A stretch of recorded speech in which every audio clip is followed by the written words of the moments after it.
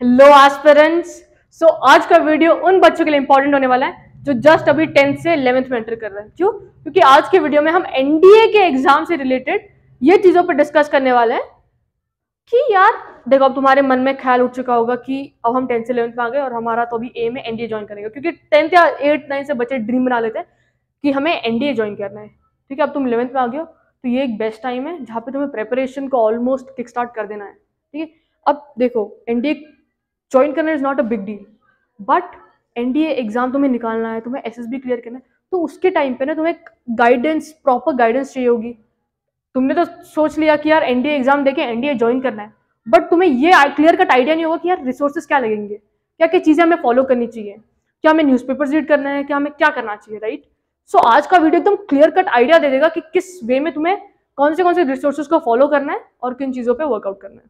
Okay, इसके अलावा बच्चों के मन में बहुत सारे सवाल होंगे कि यार 11th में प्रिपरेशन स्टार्ट करे, 12th में करे, या अभी से एसएसबी की प्रिपरेशन की चालू करे, और बहुत सारे सवाल होंगे यार कौन से रिसोर्सेज फॉलो करें, क्या हमें डेली प्रिपरेशन करना है या नहीं करना चाहिए, राइट। और बच्चों का ये भी होगा कि यार अगर एनडीए एग्जाम होता है तो उसके अंदर कितने सब्जेक्ट्स इन्वॉल्व है, उसके क्या उसमें नेगेटिव मार्किंग होती है, अगर नेगेटिव मार्किंग होती है तो कैसी होती है, उसके अंदर कितने क्वेश्चन पूछे जाते हैं, कितने हमें सेफ अटेम्प्ट होता है, कितने करेक्ट करने चाहिए, राइट। तो अगर इतने तुम्हारे दिल में ये कोई भी क्वेश्चन है ना, सो मेक श्योर तुम कमेंट सेक्शन में तुम्हारे सारे क्वेश्चन को थोप दो, सो आई कैन रीड, और उसके हिसाब से मैं तुम्हारे इन पे वीडियोस बनाना चालू कर दूंगी ताकि तुम्हारे लिए एकदम बेस्ट गाइड की तरह मैं एक्ट करूं। ओके, तो आज हम ये डिस्कस करने वाले हैं कि हमें क्या रिसोर्सेज फॉलो करनी चाहिए और कब से प्रिपरेशन को किक स्टार्ट करना चाहिए।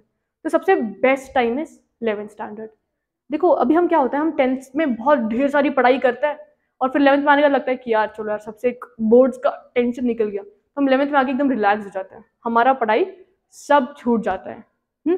तो ये चीज़ नहीं करनी है। मेक श्योर तुम्हें एनडीए ज्वाइन करना है, 2 साल मिलेंगे, क्लास 11th और क्लास 12th। तो इट्स बेटर कि तुम क्लास 11th से प्रिपरेशन स्टार्ट करो, क्योंकि क्लास 11th का ही मैथ्स पोर्शन आता है, इसमें पूछा जाता है। तो इट्स बेटर कि तुम मैथ्स के सारे सब्जेक्ट्स को कोर ऑलरेडी तुम स्ट्रॉन्ग करके चलो। So best time is class 11th। Class 11th में जितनी चीज़ें तुम अभी से प्रैक्टिस कर सकते हो ना, उतनी सारी चीज़ों को तुम प्रैक्टिस करते हुए चलो। अब ये तो है कि हमारे प्रिपरेशन कब से स्टार्ट हो जाना चाहिए, जिस दिन तुमने ठान लिया ना कि मुझे एनडीए ज्वाइन करना है, उस दिन से तुम्हारा प्रिपरेशन चालू हो जाना चाहिए। क्लास 11th में हो, अभी से स्टार्ट कर दो, क्योंकि जितना तुम्हारे पास ज़्यादा टाइम होगा उतना अच्छा तुम्हारा प्रिपरेशन होगा। क्यों? क्योंकि कोड तुमने पढ़ा होगा, well begun is half done. तो बेटर द स्टार्ट, उतना ही अच्छा तुम्हारा परफॉर्मेंस रहेगा, है ना। क्योंकि it's not just about clearing the exam, what matters the most is merit list में नाम, और अगर वो टॉप पे आ गए तो और क्या ही चाहिए तुम्हें, है ना। तो आज हम देखेंगे कि यार कौन से रिसोर्सेज हमें फॉलो करने चाहिए हमारे रिटर्न एग्जाम के लिए। तो याद रखना, एनडीए एग्जाम में 2 टाइप के तुम्हें पेपर दिए जाएंगे, एक होगा मैथ्स का और एक होगा general ability test. So maths तुम्हें कौन सा इसका पूछा जाता है, तुम्हें मैथ्स पूछा जाता है 11th और 12th का। सो इट्स बेटर तुम क्लास 11th और क्लास 12th को मैथ्स को एकदम अच्छे से, तुम्हारे कॉन्सेप्ट, तुम्हारे बेसिक्स सबको एकदम अच्छे से स्ट्रॉन्ग कर लो। और अगर हम बात करेंगे कि यार इधर कौन सी बुक्स हमें फॉलो करनी चाहिए, तो देखो मैथ्स के लिए तुम्हें फॉलो करना है, देखो एनसीईआरटी इज मस्ट। कोई भी एग्जाम क्लियर करना ना, तो एनसीईआरटी तो तुम्हें करनी होगी, क्योंकि एनसीईआरटी से तुम्हारे बेसिक्स डेवलप होंगे, तुम्हारे कॉन्सेप्ट स्ट्रांग होंगे। ठीक है, मेक श्योर ऐसे तुम सोचोगे यार एनडीए का एग्जाम क्लियर करना है तो एनसीईआरटी तो छोड़ ही देता हूँ। एनसीईआरटी इज बेसिक्स, बेसिक जब तक स्ट्रांग नहीं होंगे ना तब तक तुम आगे नहीं बढ़ सकते, राइट। बिल्डिंग बनानी तो फाउंडेशन तो स्ट्रांग होना है ना, तो वैसे ही तुम्हारा फाउंडेशन स्ट्रांग करने के लिए एनसीईआरटी इज द बेस्ट। ठीक है, तो ये चीज है। और इसके अलावा एनसीईआरटी के अलावा तुम्हें 2-3 बुक्स बताते हैं। एक है अरिहंत पाथफाइंडर, अरिहंत पाथफाइंडर। ठीक है, जो अरिहंत पाथफाइंडर है उसके अंदर 3000+ एमसीक्यूज है, and that too chapter wise. तो चैप्टर वाइज एमसीक्यूज जब तुम सॉल्व कर, देखो तुमने एक चैप्टर सॉल्व किया एनसीईआरटी से, ठीक है, एनसीईआरटी से सॉल्व करने के बाद तुमने जंप किया अरिहंत। देखो एनसीईआरटी का तुम क्या करो, कोई भी और एक बुक उठा लो, आर डी शर्मा जैसे, या जो भी तुम्हारे दिल में, क्योंकि इससे क्या होगा, जब तुम आर डी शर्मा के क्वेश्चन सॉल्व करोगे ना, तो देखो तुम एक ही टाइप के बहुत सारे क्वेश्चन सॉल्व करोगे, तो उससे क्या होगा, तुम्हारा जो बेस है ना वो बहुत ज्यादा स्ट्रॉन्ग हो जाएगा। सो मेक श्योर एनसीईआरटी करने के बाद तुम आर डी शर्मा या कोई भी एक स्पेसिफिक गाइड बुक ना उसको फॉलो करो, ठीक है, रेफरेंस बुक फॉलो करना, ताकि तुम्हारा जो बेस है ना वो और ज्यादा स्ट्रॉन्ग हो। ये एनसीईआरटी हुआ। एनसीईआरटी होने के बाद आर डी शर्मा पे एकदम ध्यान से फोकस देना। ये तुम्हारे हिसाब से, तुम एस उठा लो, तुम आर डी शर्मा उठा लो, या आर एस अग्रवाल उठा लो, तुम टुगेदर विद उठा लो, तुम्हें जो उठाना है वो उठाओ। बट एक रेफरेंस बुक ना हमेशा अपने पास रखना, कि जब भी मेरे को कोई डाउट आ रहा है, कोई दिक्कत आ रही है, कोई कॉन्सेप्ट क्लियर नहीं हो रहा है, तो मैं कोई भी एक स्पेसिफिक रेफरेंस बुक को फॉलो करके अपना बेस को स्ट्रॉन्ग करता हुआ चलो, ठीक है। तुमने एनसीईआरटी से एक चैप्टर कंप्लीट किया, आरडी शर्मा में से उसके बहुत सारे क्वेश्चंस लगाओ। क्वेश्चन लगाने के बाद तुम्हें अरिहंत पाथफाइंडर में से तुम्हें चैप्टर वाइज क्वेश्चन मिलेंगे, and that too previous year. तो देखो तुम्हें क्लियर कट आइडिया लग जाएगा कि यार इस चैप्टर में से कैसे टाइप के क्वेश्चंस पूछे जा रहे हैं। सो जैसे ही तुम्हें आइडिया लग जाएगा ना, तो उतना ही क्लियर कट धीरे धीरे तुम्हारे एकदम अंडरस्टैंडिंग बिल्ड होगी कि अच्छा एग्जाम में ये पूछा जाता है, एग्जाम में ये पूछा जाता है। ओके, सो ये चीज़ तुम्हें मस्ट करनी है। मैथ्स भी स्ट्रांग हो जाएगा, तुम्हारे बेस क्लियर होंगे, तुम्हारा कॉन्सेप्ट, तुम्हारा फाउंडेशन सब स्ट्रांग हो जाएगा। तो make sure most of the NDA aspirants ना ये बुक फॉलो करते हैं, अरिहंत पाथफाइंडर, ठीक है।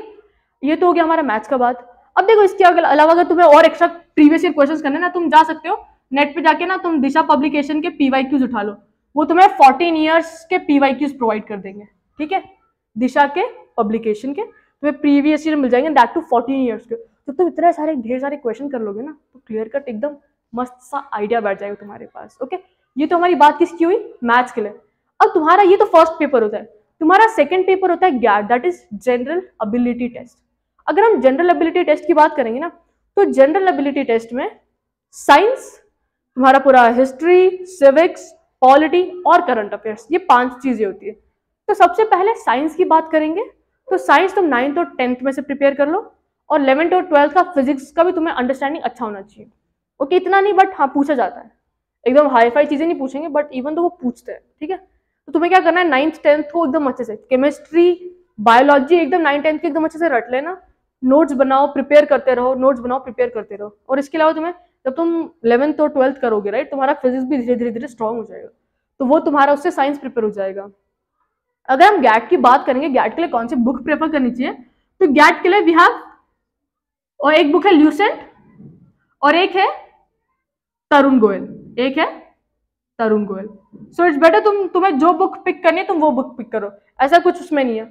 और एक चीज याद रखना, तुम जब ऐसी बुक आती है ना, अरिहंत पाथफाइंडर, उसमें एक ऐसी भी बुक है जिसके अंदर मैथ्स भी होता है, जिसमें गैट भी होता है, तो गैट भी पीछे दिया होता है। तो मोस्ट ऑफ द एस्पिरेंट्स वो भी प्रेफर करते हैं कि 2 बुक से अच्छा एक ही बुक में सब कुछ समेटा हुआ है, तो उससे ही हम प्रिपेयर करेंगे। तो तुम्हें अगर सेपरेट बुक उठानी है गैट के लिए, सेपरेट बुक, तो यू कैन गो फॉर तरुण गोयल और ल्यूसेंट, दोनों भी अच्छी है। ओके, और अगर हम बात करेंगे गैट में, ये तो हमारा देखो तरुण गोयल से तुम्हारा क्या हो जाएगा, हिस्ट्री, सिविक्स और पॉलिटी तीनों प्रिपेयर हो जाएगा। ओके, सॉरी, हिस्ट्री, ज्योग्राफी और पॉलिटी।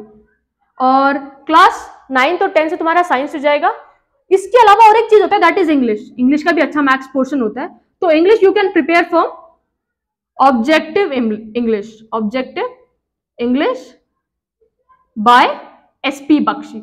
ओके, तो देख लेना अगर तुम्हें डाउट है कौन सी बुक क्या लेनी है, so I can also share the link, एक बार बस कमेंट कर देना इस चीज की। तो ये सारी बुक्स है, ये सारी बेस्ट बुक्स है जो most of the NDA aspirants use करते हैं अपने एनडीए प्रिपरेशन के वक्त। सो तुम भी इन बुक्स को एक बार देख लेना, नेट पे इनके बारे में सर्च कर लेना, अगर तुम्हें बेस्ट लगे तो go and pick this books. Okay, but make sure तुम क्लास 11 से ही अपनी प्रिपरेशन स्टार्ट कर दो। Hope you like the video guys, अच्छे से प्रिपरेशन स्टार्ट कर दो।